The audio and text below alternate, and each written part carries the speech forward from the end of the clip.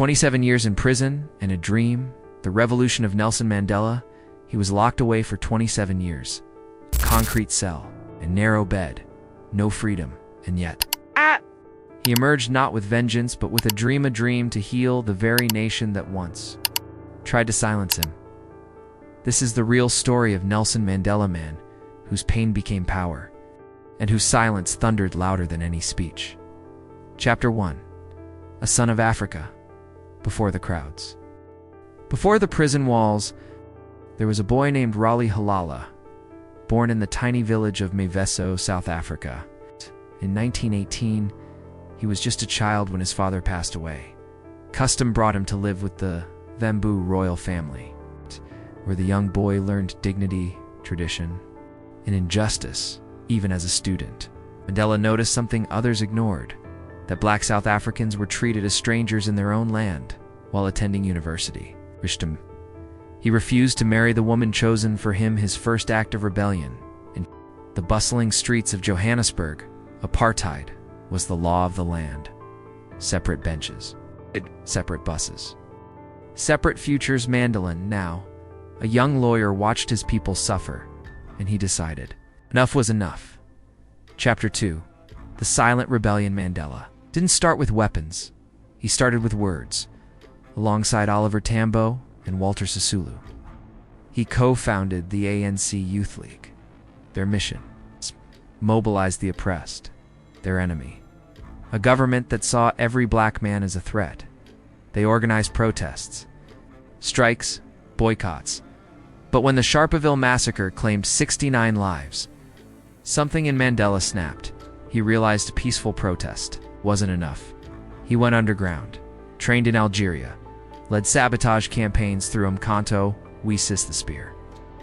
Of the nation, it was no longer just about rights, it was about survival. In 1962, they caught him. He was sentenced to life in prison. He raised his fist and said, "I have cherished the ideal of a democratic and free society.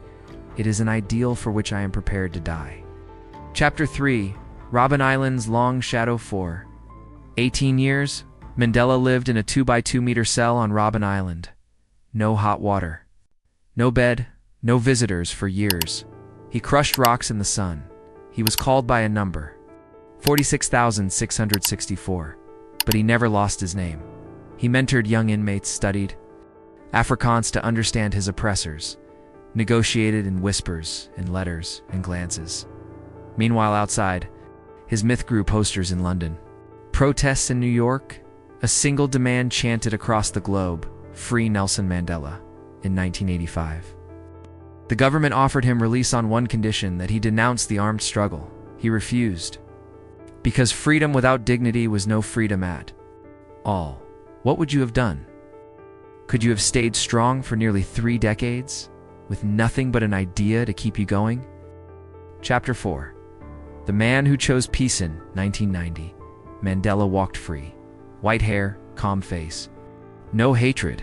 He met with President F.W. de Klerk, the same man whose regime had imprisoned him. Together, they negotiated the country's first democratic elections. There were riots, assassinations, and yet Mandela preached reconciliation.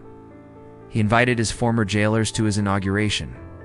He wore the Springbok rugby jersey once, symbol of white pride, and stood on the field to unite a broken nation.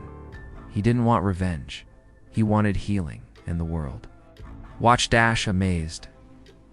Chapter 5. Legacy beyond the grave. Mandela stepped down. After one term, he spent his final years speaking out against AIDS, poverty, corruption. In 2013, he passed away at age 95. The world mourned. It's not just a man, but a symbol. Statues were built.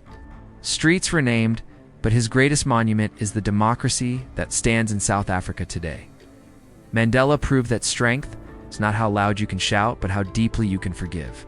He was a rebel, a prisoner, a president, a legend, but above all, Nelson Mandela was proof that even in the darkest prison, single dream can light a nation.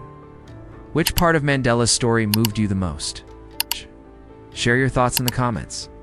And don't forget to subscribe for more stories that changed the course of history. The next one might just surprise you.